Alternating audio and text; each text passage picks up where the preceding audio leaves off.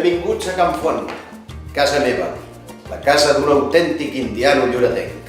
Si volen passar... El meu nom és Nicolau Font i Maig.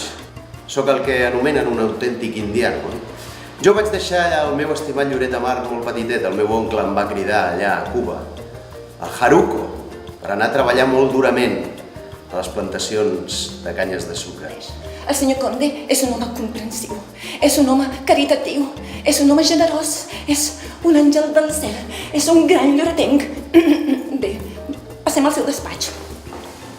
De fet, tenia moltíssimes ganes de tornar aquí, al meu estimat Lloret de Mar. Després de passar una temporadeta a París, vaig tornar i no sé si sabeu que també havia comprat Sant Pere del Bosc, l'antic monestir benedictí. Després, si voleu, explicar la història. Endavant, senyoreta, en nom de Déu. Abans que m'oblidi, ha arribat aquesta tarda la nota de part del senyor Joaquim Artau, el mestre d'obres. Li deixo aquí.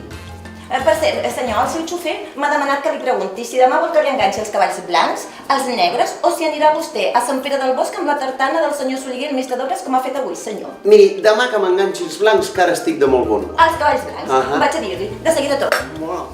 No, senyoreta, en nom de Déu, sap què? És que he pensat que amb tot això de la guerra de Cuba i totes aquestes coses, demà encara estaré una mica neguitós, així que serà millor que m'enganxi els cavalls negres.